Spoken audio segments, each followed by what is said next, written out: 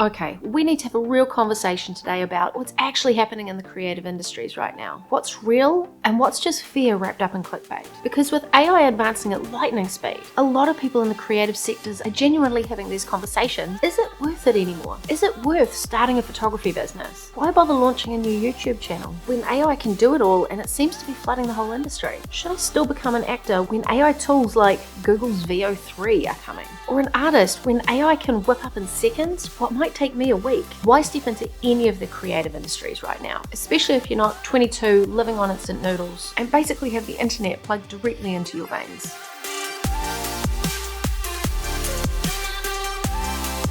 So let's talk about the biggest fear that's on everyone's mind at the moment. AI is just going to replace me and I'll be out of a job. And here's how this is being articulated around the industry at the moment. Clients will just stop hiring photographers, filmmakers, artists, graphic designers, and just AI generate everything because it's faster and cheaper. Even the tools I use are training to replace me. Why bother learning anything new if AI is always going to be ahead? My skills won't matter anymore. AI is going to flood the market and just devalue human skill. People will stop being able to tell what's real and what's fake, so companies will just stop hiring real people. Look, the world is changing at lightning speed right now. But, and it's a big but, here's the reframe I want you guys to understand. This happens all the time.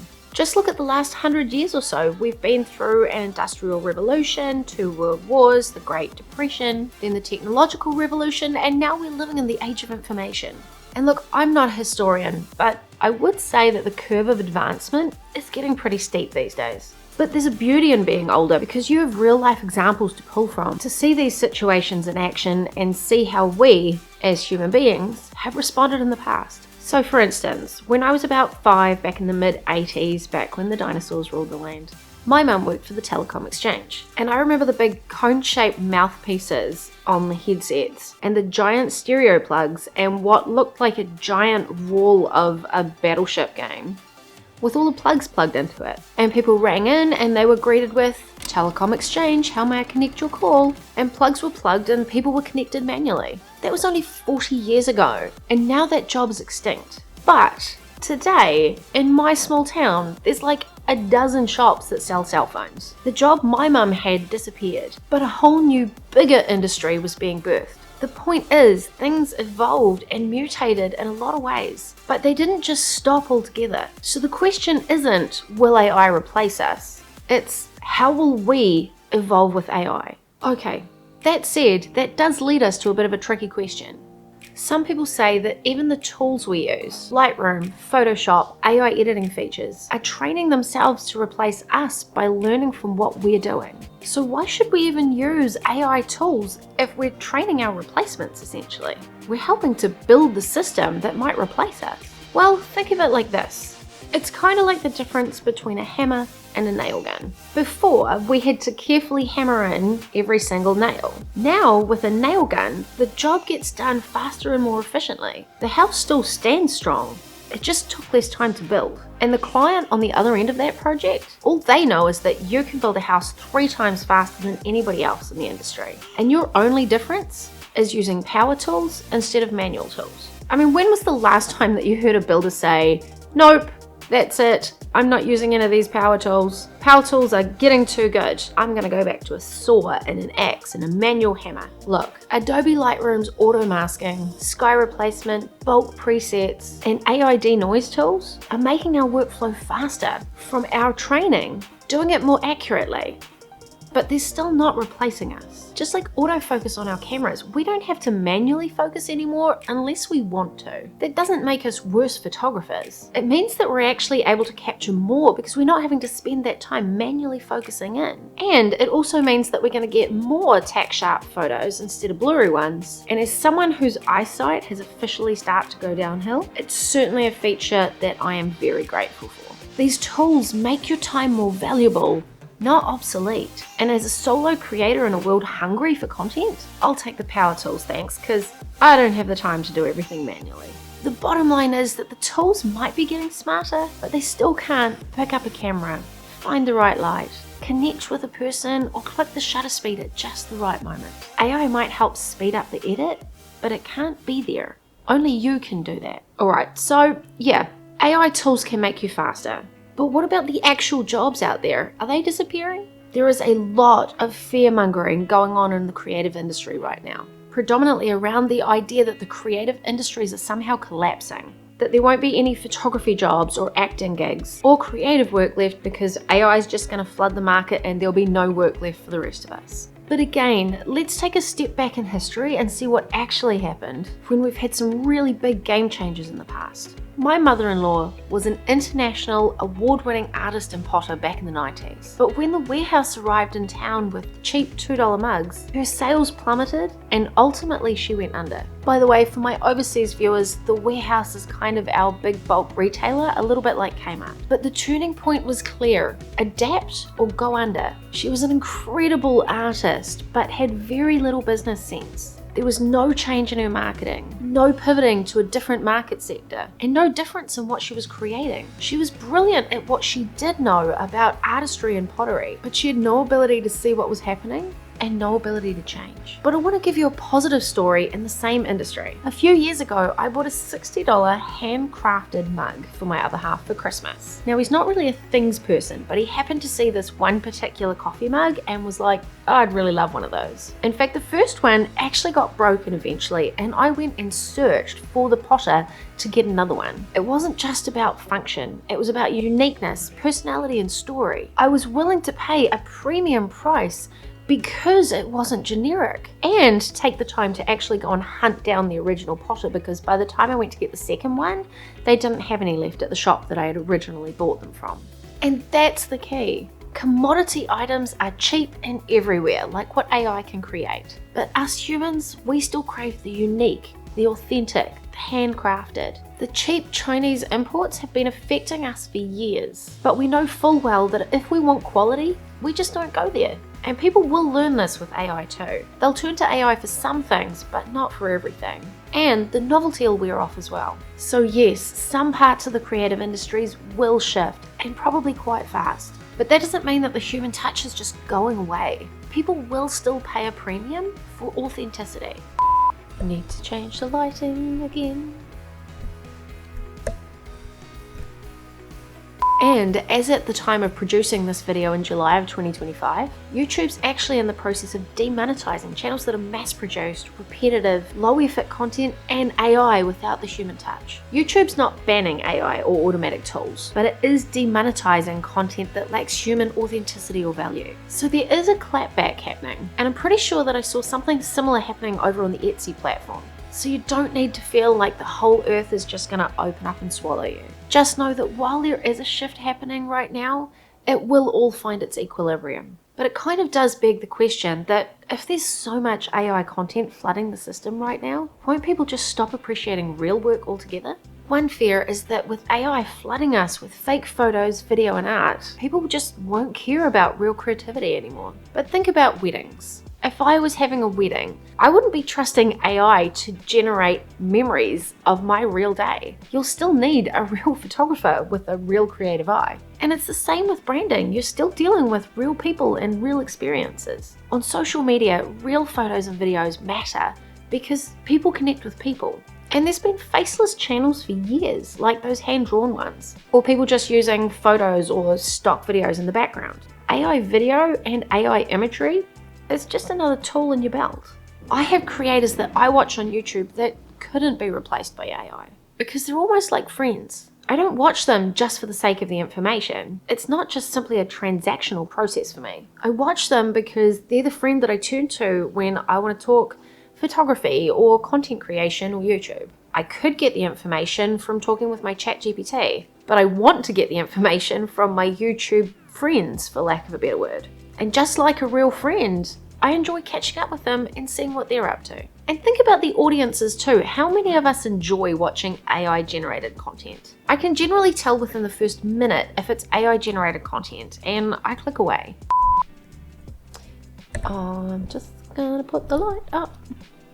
So while the industry might be making tools for us to use, that doesn't specifically mean that your audience or your clients are actually going to even want that kind of content. And as a good example, like, we've had CGI for years, and it's been pretty amazing at doing things like making Arnold Schwarzenegger look like he's 20 again in some of the Terminator films. But I get way more excited about watching The Expendables or Red, Retired Extremely Dangerous. I love watching them because they're old, because of the wrinkles, because they were part of everything that I've grown up with for the last 30, 40 years, I just love watching these old action heroes still being awesome. And in fact, I actually think that some of their performances are better now that they're older. And as much as I enjoyed the X-Men movie series, my favorite by far was Logan. That was the final installment, but I loved it because it was real and raw and much closer to reality. Not that X-Men is reality, obviously. But the fact that they stepped away from the massive amount of CGI and bright colors and went into this really earthy, post-apocalyptic feel, that really made it feel more like I could connect with it.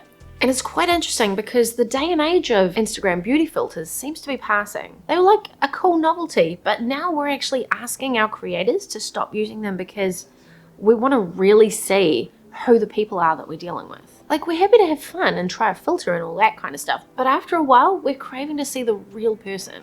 And you can absolutely see the pendulum swinging back. Authenticity is the it word running around the creator economy these days. The trend is less editing, less big and flashy and constantly moving intros and things like that. We're really moving into a less is more kind of stage. So no, I think people will always appreciate real art and real human connection. You just can't replace the brilliance of actors like Jim Carrey or Johnny Depp as Captain Jack Sparrow, or even Jack Nicholson's performance 50 years ago in One Flew Over the Cuckoo's Nest. So real creativity, real authentic creators, we're still needed. But it does beg the question, what if we're just starting now? Is it too late? So here's the statement. AI is moving so fast, you were already behind. Here's the truth. You were already behind when someone else did it first. I was already behind when Peter McKinnon cornered the YouTube world. And yet I've still gathered over 1,200 subscribers in the last 18 months. I was behind because I was already 43 when I started this YouTube channel. Trust me, it's just another excuse. And remember, every new wave of technology feels like this. Phone cameras didn't kill filmmakers. Canva hasn't killed designers. And blogging didn't kill authors. In fact, tools like the Unreal Engine in the gaming industry lowered the barriers and increased the number of game developers. And look, yes, industry saturation is a real thing, I'm not gonna lie, but if I'd let that stop me, I wouldn't be here today with, like I said, 1,200 people subscribed to my channel. Last month, I had over 1,000 hours of my content watched, which is pretty mind-blowing.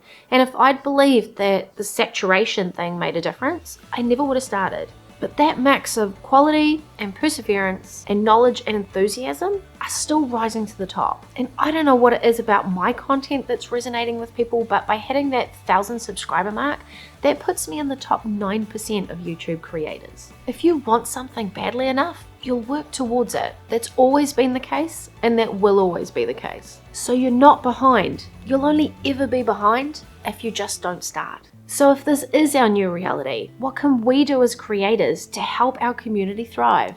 If we want human creatives to continue to thrive, then we need to show up for them too.